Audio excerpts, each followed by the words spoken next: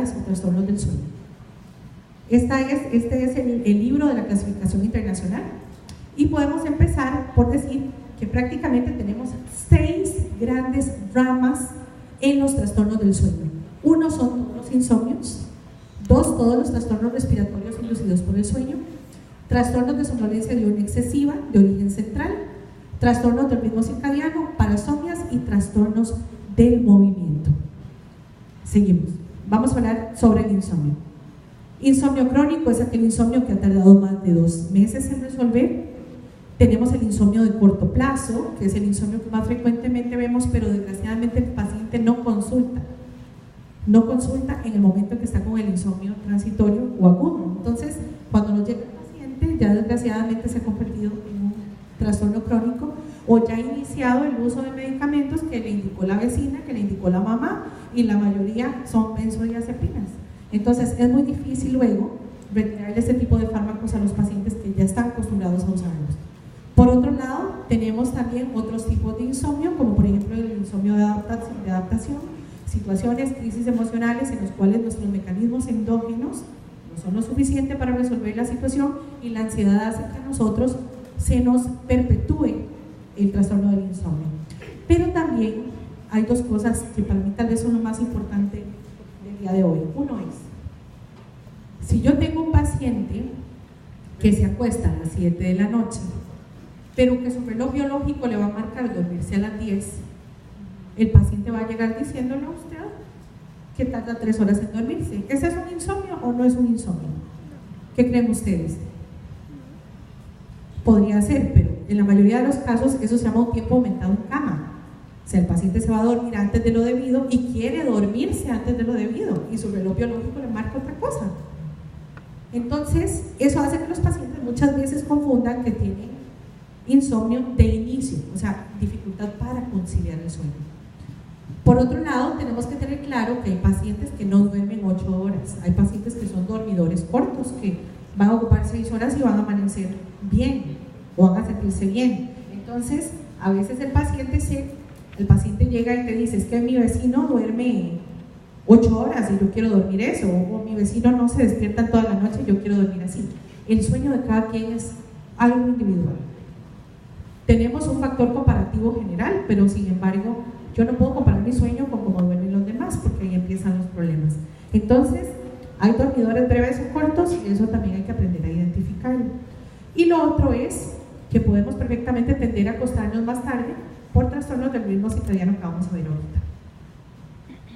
Entonces, hablamos de que hay varios tipos de insomnio. El insomnio puede ser originado por muchas cosas. Sin embargo, insomnio primario es aquel insomnio que no es generado por nada más. O sea, ya descartamos todas las posibilidades y el paciente no está deprimido, no está ansioso, no está tomando medicamentos que le generen dificultad para dormir, no tiene tampoco un ronquido, no tiene apnea del sueño, no tiene un síndrome de piernas inquietas, no tiene nada que a nosotros nos diga, por eso se está despertando. Pero lo que aclaro con esto es que no todo es insomnio. O sea, yo me puedo despertar porque la apnea del sueño me despierta múltiples veces en la noche, me puedo despertar porque un síndrome de piernas inquietas no me permite dormir por la sensación que me genera de las rodillas hacia abajo, puedo tener perfectamente un insomnio por un trastorno por pesadillas. Al fin y al cabo, el insomnio viene a ser nada más un síntoma de algo que está ocurriendo. Y los insomnios primarios son todos aquellos para los cuales no encontramos ninguna explicación. Pero entonces yo no puedo decir que un paciente tiene insomnio sin antes haber descartado el resto de situaciones que pueden originarnos interrupción del sueño en ese paciente. Entonces, el insomnio primario es aquel insomnio que no corresponde a nada más, que no tiene ronquido, que no está dependiente a benzodiazepinas, que no tiene ansiedad, que no tiene depresión, y normalmente son pacientes, y mucho ojo con esto, porque hay que tenerlos con medicación, ¿verdad? Porque van a tender a ser insomnio a lo largo de la vida de forma recurrente. Normalmente empiezan con sus primeros eventos de insomnio durante la adolescencia o la edad adulta temprana, y además hay que manejar mucho todo lo que tiene que ver con higiene del sueño y la parte de terapia cognitivo-conductual. Y esta terapia cognitivo-conductual, aquí es donde entra de forma muy importante el psicólogo, con el control de estímulos, con el control de la higiene del sueño. La higiene del sueño, ya la vamos a ver más adelante, no es una lista de cosas que tengamos que hacer, sino que debe ser individualizado, porque yo tengo que determinar qué cambio le hago a este paciente en especial, qué cambio le hago con su forma de dormir. Seguimos, bueno. Luego podemos tener un insomnio que es secundario al ronquido. Muchas veces tenemos un ronquido que no despierta o que produce un sueño muy superficial y el paciente va a llegar quejándose por el insomnio. Además, en estos pacientes hay que tomar en cuenta que pueden necesitar algunas terapias específicas como dispositivo de avance mandibular para dejar de roncar, cirugías que haría la parte de otorrino para corregir tal vez alguna hipertrofia o crecimientos anormales de tejidos blandos a nivel de vía respiratoria superior. El control del peso es súper importante en estos pacientes e incluso se pueden usar hipnóticos de acción corta, no benzodiazepínicos, junto con higiene del sueño. Seguimos. Luego tenemos al paciente con apnea obstructiva del sueño, que es el paciente que va a sufrir descargas simpáticas, o sea, cada vez que se está ahogando, su corazón va a tender a liberar, bueno, el corazón no, sino su sistema neuroendocrino a tender a liberar hormonas como la adrenalina y la noradrenalina que van a provocar vigilia. Entonces, es muy común que el paciente con apnea del sueño se despierte a lo largo de la noche y no sabe por qué. Y la queja va a ser el insomnio. ¿Y qué pasa si yo a un paciente con apnea del sueño, gordito, que se está ahogando, le doy benzodiazepinas?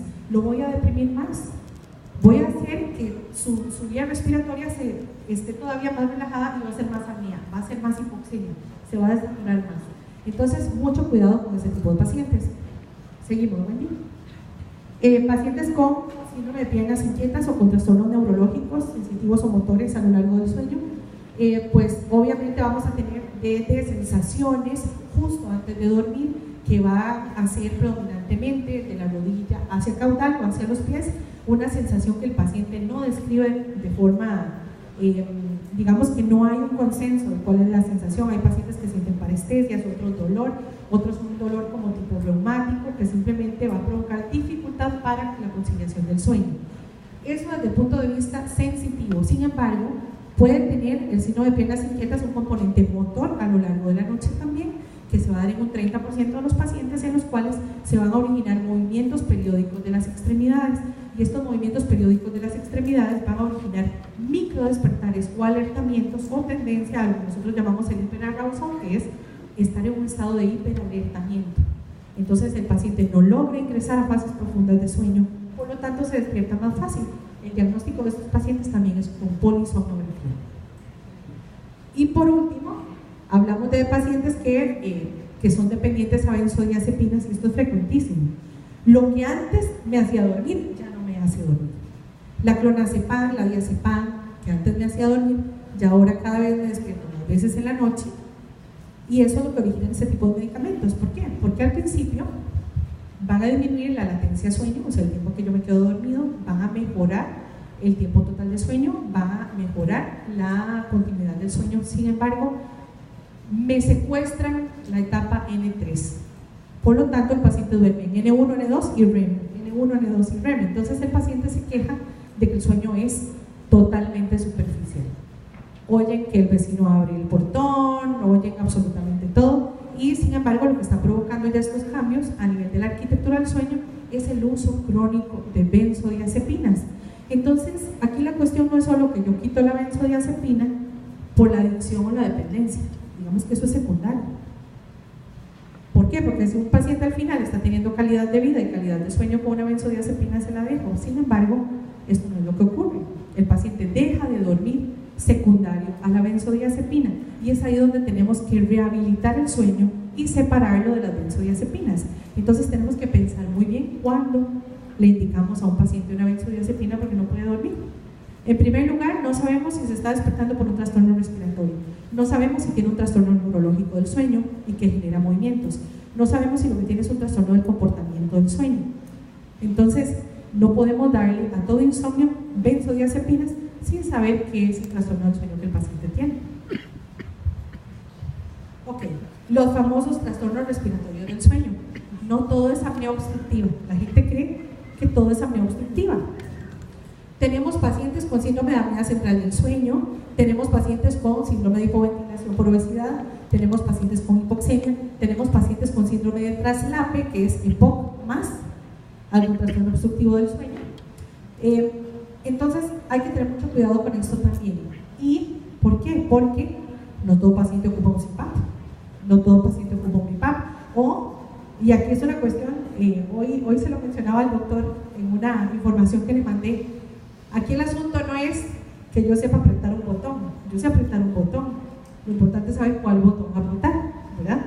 Entonces, un somnólogo o alguien capacitado sabe si a un paciente le corresponde un CPAP, un BiPAP o ventilación servoadaptativa o un dispositivo de avance mandibular, o si además de estos equipos ocupamos que ese paciente sea intervenido por el odontólogo y le ponga un dispositivo de avance mandibular, o si ocupamos que el otorrino opere ese paciente para que le quite la resistencia de las amígdalas del grado 4. Entonces es para que ustedes entiendan que esto es una cuestión muy integral. ¿Estamos claros?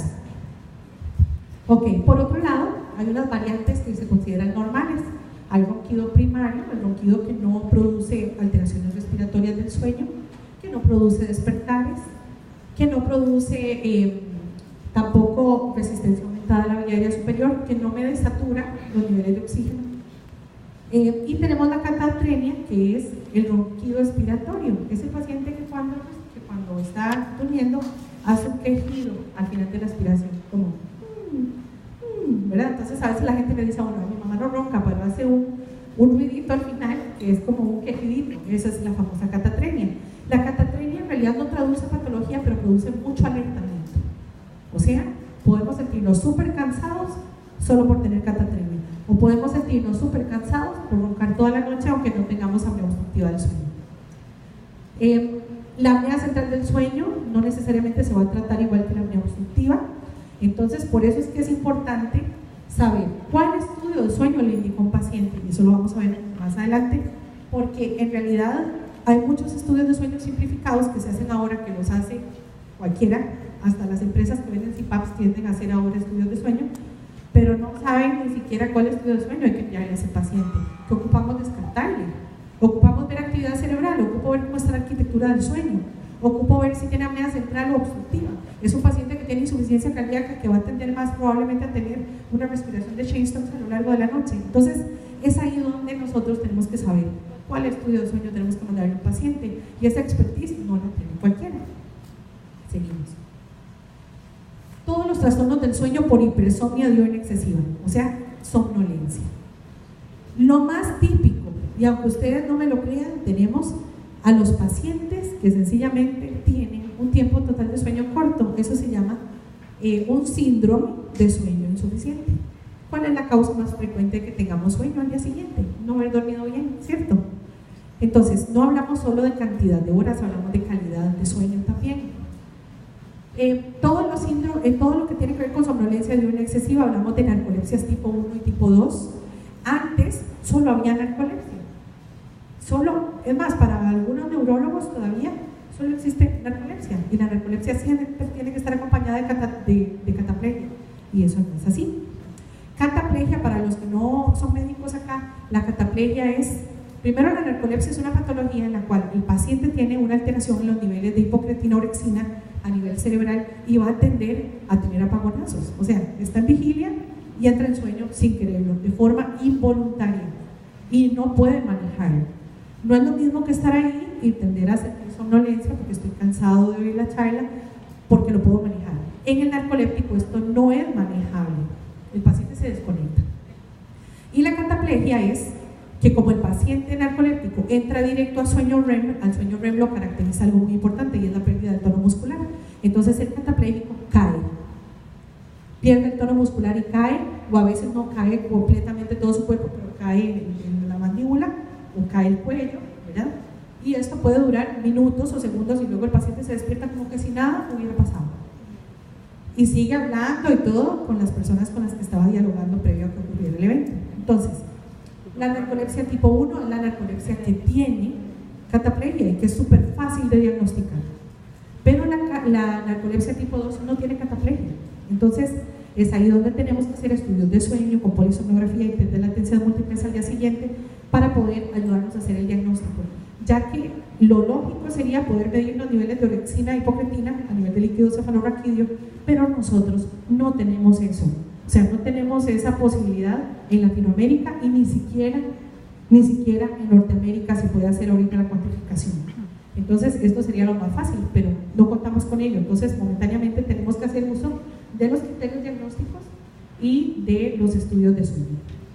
Por otro lado, hablamos del síndrome de Klein-Levin también, que es un tipo de hipersomnia en la cual pacientes jóvenes, generalmente mujeres, tienden a tener periodos de sueño recurrente en donde duermen hasta varios días. No sé si lo han oído nombrar, es el famoso síndrome de la Cenicienta, ¿sí? No, de la Bella Durmiente, en donde los pacientes tienden a dormir por largos periodos de 3 a 4 días, luego se levantan, tienen una conducta hipersexual en muchos de los casos, o tienden a hacer atracones de comida durante los despertares. Estamos ahí, digamos que el síndrome de Klein-Levin coquetea entre un trastorno psiquiátrico y un trastorno de origen central neurológico. De hecho, se lo pelean entre las dos especialidades en el sentido de que hay componentes de ambos en los pacientes con síndrome de Klein-Levin.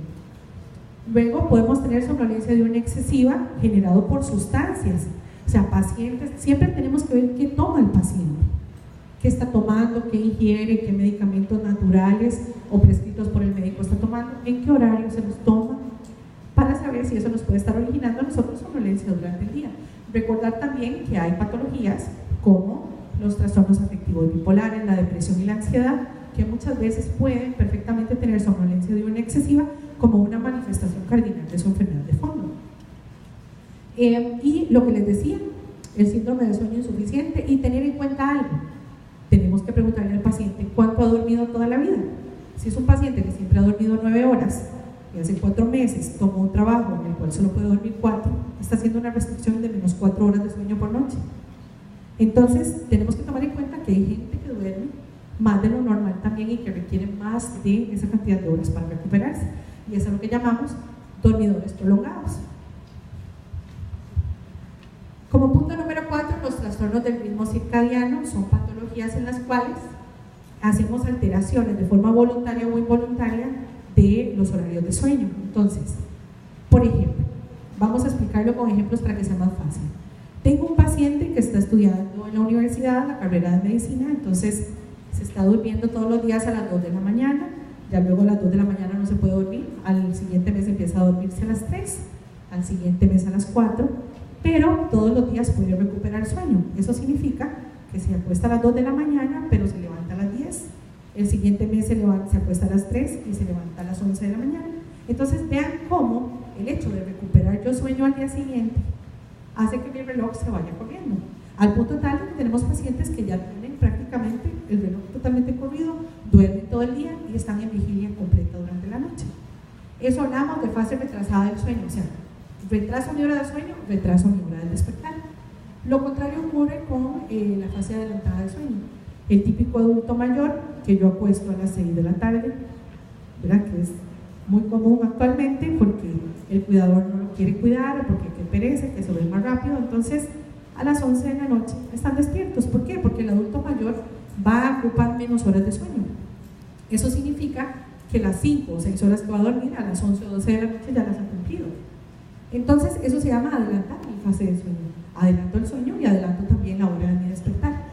Y esto es algo con lo que tenemos que jugar a lo largo de la vida, ¿verdad? Porque entre más viejo me hago, más tarde tengo que dormirme para poder lograr las mejores horas durante la madrugada.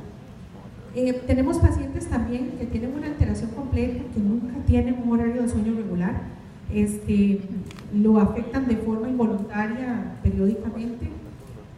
Esto es muy difícil de tratar, les soy honesta, o sea, tiene que haber mucho aporte conductual por parte del paciente ante todas las directrices que uno le da y ante todas las restricciones, porque si no, no lo vamos a lograr. Y desgraciadamente estas son patologías que se van produciendo sobre todo en adolescentes. Entonces el adolescente a veces no quiere colaborar con el manejo de su trastorno del ritmo circadiano.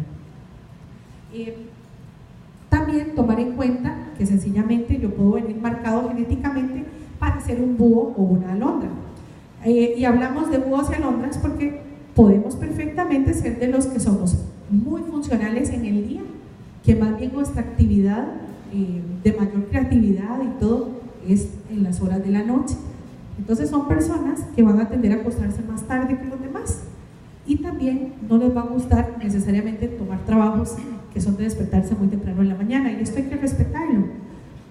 Por otro lado, tenemos las personas también que les gusta trabajar muy temprano en la mañana porque son muy activas en la mañana, pero que ya en la noche tienden a irse apagando más temprano que las demás. Entonces tenemos que también definir qué cronotipo somos.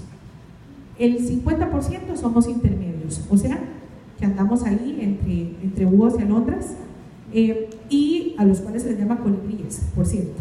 Y tenemos que también aprender cuando yo soy tipo alondra o soy tipo búho, para poder yo acomodar incluso mis horarios laborales, porque voy a ser más funcional. Incluso a mis jefes les va a gustar más porque voy a ser más eficiente, pero esto es algo que nuestra cultura todavía no está preparado para por decirle así, hacerle frente, ¿verdad? No se hacen estudios de cronotipo antes de uno decidir a quién contratar, ¿verdad? Entonces, si por ejemplo Wendy tiene muchos años de trabajar con nosotros, si a Wendy no le gustara hacer estudios de sueño en la noche, ¿qué problema sería? Porque la estoy sometiendo a trabajar totalmente contrario a su cronotipo. Entonces, esas son cosas que debemos tomar en cuenta a la hora de elegir horarios laborales. Seguimos. Las parasomnias es el quinto grupo y son todas las alteraciones de sueño que tienen que ver con alteraciones del comportamiento. Teóricamente yo debería dormirme y no moverme a lo largo de la noche, o no poder deambular, no poder hablar, ¿verdad? Entonces, parasomnias son todas aquellas alteraciones que se pueden dar durante el sueño REM o no REM y que tienen que ver con, por ejemplo, trastornos de activación, despertares confusionales, terrores nocturnos, sonambulismo, ingesta nocturna de alimentos, sexomnias, trastornos conductuales del sueño humor o REM y parálisis de sueño aisladas o recurrentes, y el trastorno por pesadillas también. Entonces, las parasomnias son todas aquellas cosas que nos hacen actuar de una forma inadecuada durante el sueño. ¿Algunos de ustedes actúan los sueños cuando está dormido? Que pega gritos, patea o pelea, que no les dé vergüenza. Bueno, el trastorno del comportamiento del REM precisamente es que durante el sueño REM el tono muscular no llega a descender a lo que debe descender, por lo tanto hay cierta activación muscular que permanece en el paciente.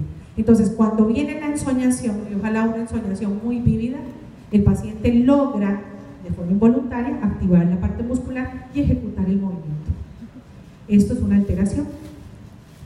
Se va a dar muy frecuentemente el trastorno del sueño REM en pacientes que tienen mucha ansiedad, que están muy estresados, se va a dar con mayor frecuencia, pero también hay que tener claro que si yo nunca he tenido un comportamiento del sueño REM en mi vida y lo empiezo a hacer a los 60, 70 años, el trastorno del comportamiento del sueño REM es un trastorno que puede anteceder a enfermedades demenciales o enfermedades neurodegenerativas como la enfermedad de Parkinson.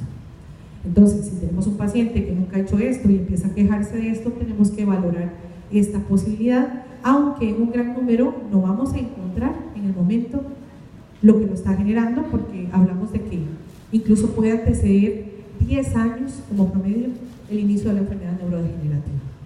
O sea, se considera una primera manifestación de este tipo de patologías. No es lo mismo que un niño que hace sonambulismo, que tiene un trastorno del comportamiento del REM, porque lo trae desde niño. Sin embargo, siempre hay que descartar una epilepsia, ¿verdad?, durante el sueño que esté generando este tipo de activaciones. Hablamos también de otro tipo de parasomnias menos frecuentes, como el síndrome de la explosión cefálica. El paciente se está quedando dormido y eso siente como una explosión en su cabeza, no dolorosa, pero sí en cuanto al ruido que siente. Podemos tener alucinaciones a lo largo de la noche, justo antes de entrar en sueño o cuando estamos saliendo del sueño. Y las personas muchas veces lo manifiestan como una situación paranormal. Sienten que les jalaron la cobija, que se les sentaron en la cama, que les tocaron el hombro, que los llamaron por su nombre. Todas estas son alucinaciones que son hipnagógicas o hipnopómpicas, dependiendo del momento del sueño en que se den. E incluso este asunto es tan viejo que dentro de la mitología se habla de que uno siente como un demonio encima que lo está ahorcando, ¿verdad? Y muchas personas lo ven como una mujer desnuda, otros como un demonio, etc. Y a muchos probablemente les ha pasado porque la parálisis de sueño se genera cuando tenemos narcolepsia, pero también cuando tenemos privación crónica de sueño durante largo tiempo. Entonces se empiezan a generar parálisis de sueño de una forma más frecuente.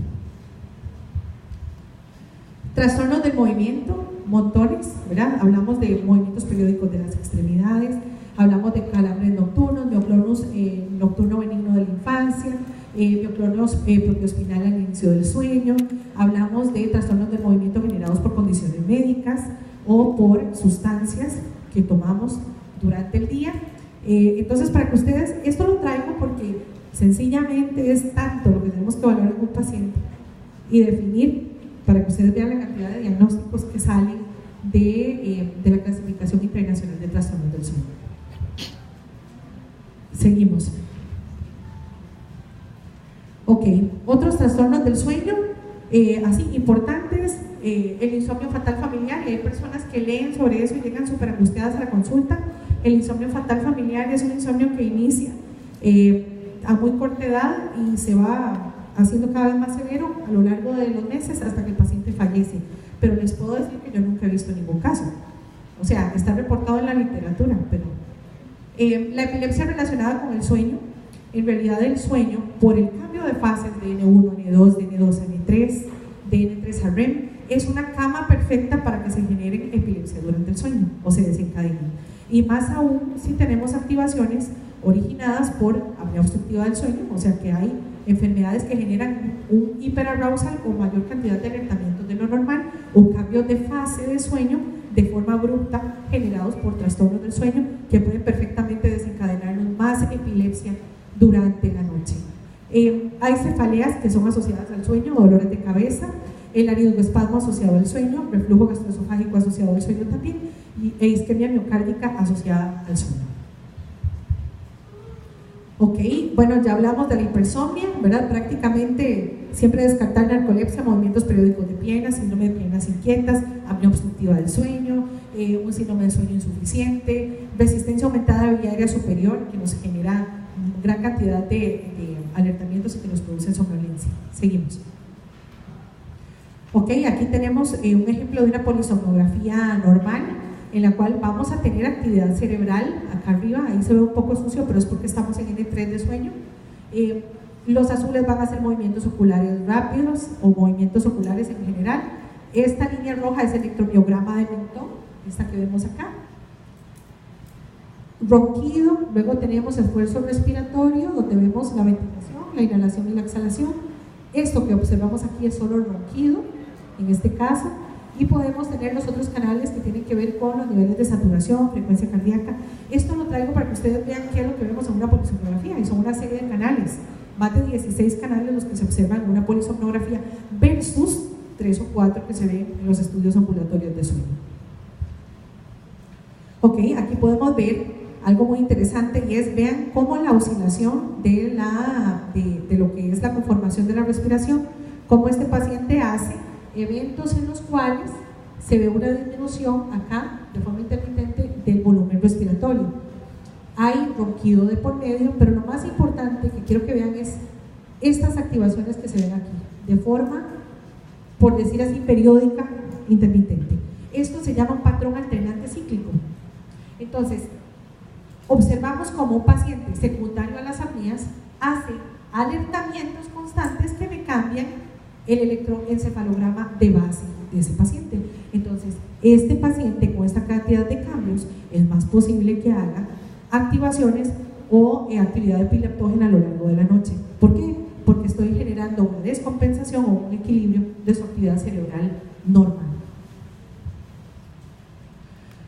Esto que vemos acá es cuando nosotros obtenemos ya un cuadro final de un estudio de sueño.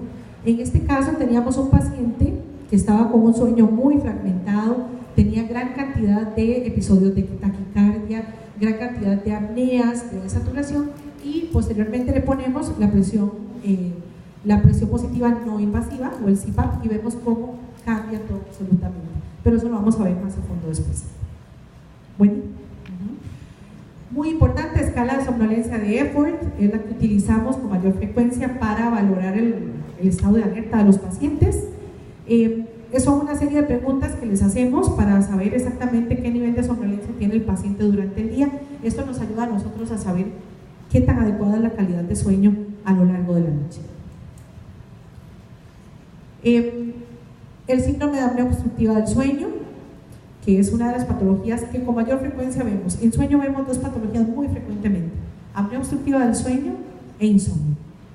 Entonces, en la apnea obstructiva del sueño hablamos de que hay eventos en los cuales hay pausas respiratorias que tardan más de 10 segundos durante el sueño y obviamente dependiendo de la cantidad de eventos que tengamos por hora, así va a ser la severidad. Entonces, lo normal es tener hasta 5 apneas por hora, pero tenemos pacientes, nosotros tenemos el paciente que más apneas ha tenido en nuestra clínica de sueño es de 113 apneas por hora, con niveles de desaturación de 36%. Lo que pasa es que vuelve a respirar y vuelve a remontar la saturación, ¿verdad? Por eso no se muere. Pero hemos tenido pacientes así de severos. Entonces, de 5 a 15 apneas por hora, hablamos de un trastorno leve, moderado de 16 a 30 por hora y severo más de 30.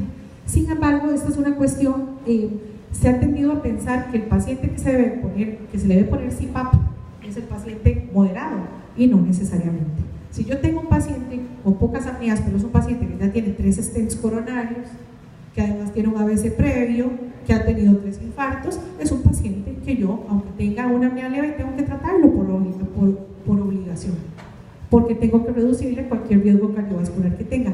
Entonces, esto es simplemente un parámetro, pero nosotros también tenemos la capacidad de definir a cuál le pongo presión aérea positiva y a cuál no, dependiendo de los factores de riesgo. Seguimos. Siga, vuelve a seguir, por favor. Ok, aquí, no, la anterior, por favor. Ajá.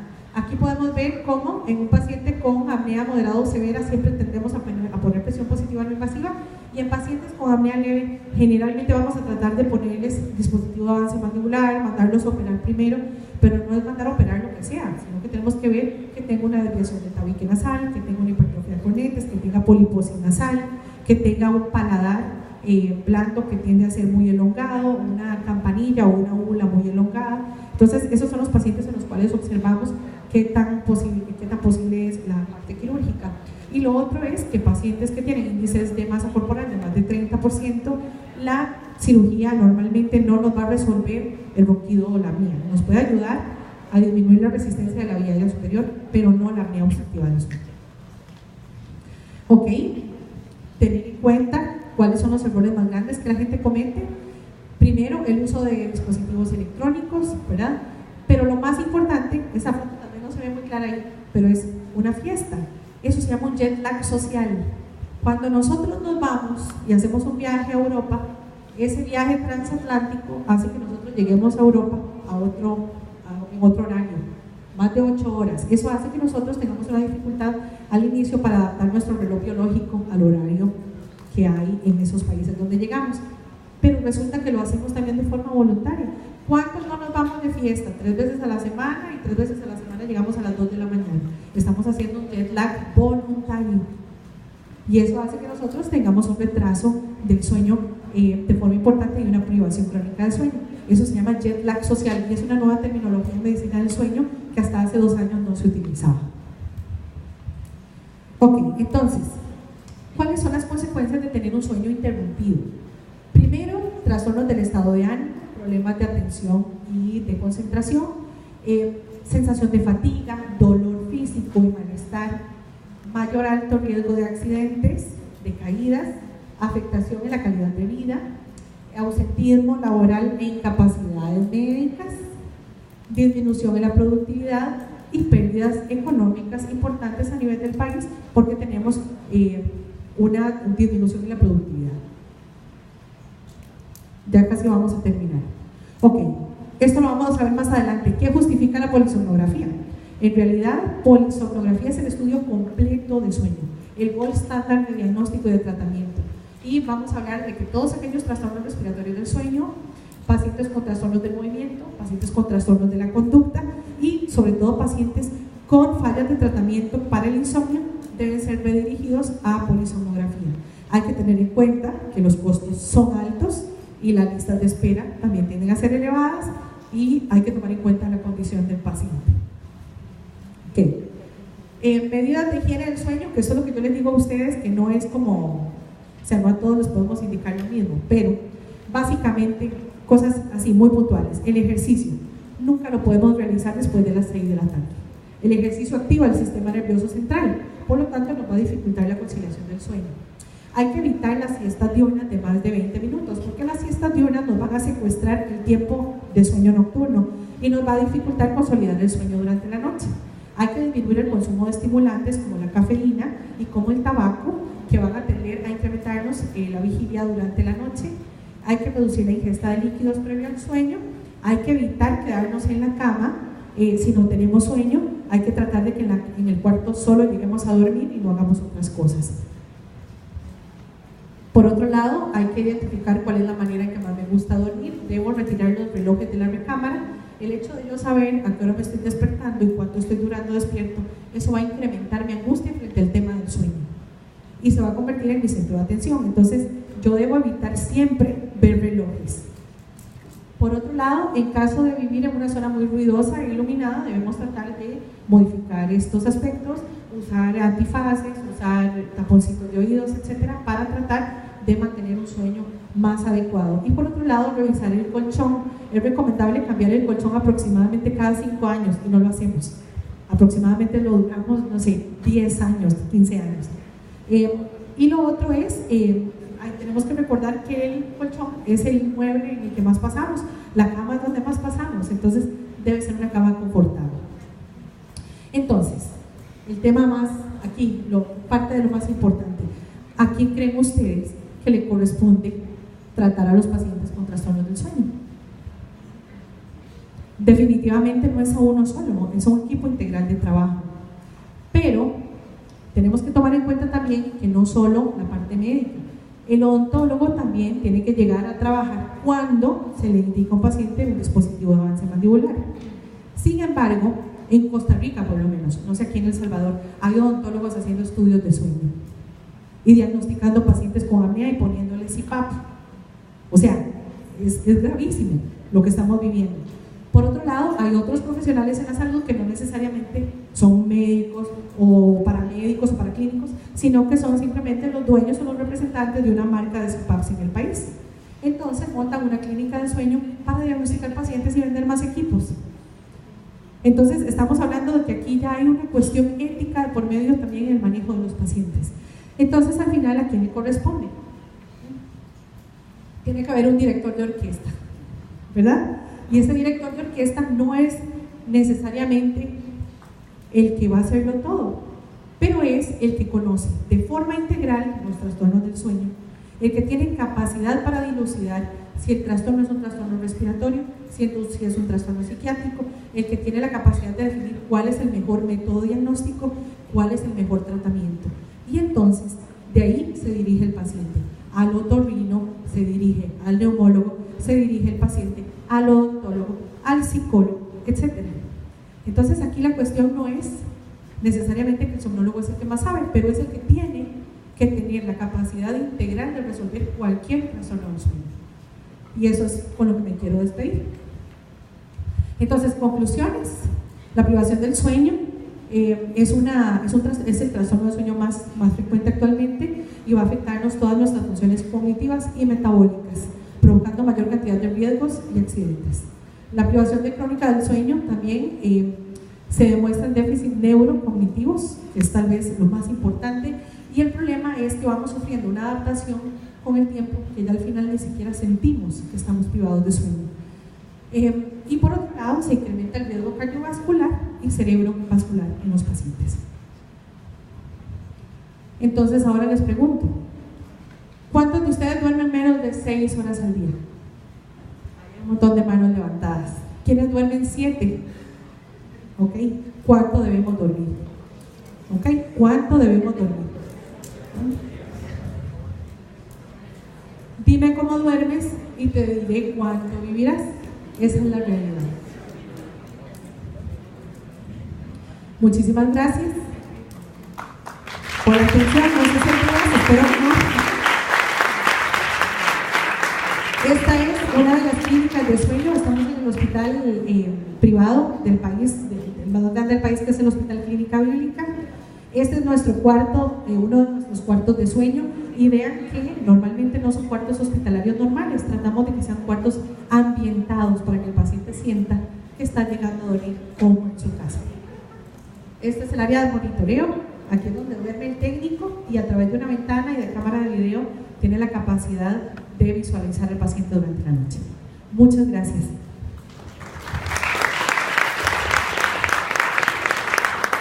Muchas gracias a la doctora Estrada, la conferencia estuvo magistral, felicidades de verdad. Si hay algunas preguntas, a mano alzada y con un poquito de fuerza en la voz, por favor. ¿Quieren ir al baño? ¿Quieren ir al baño? ¿Café?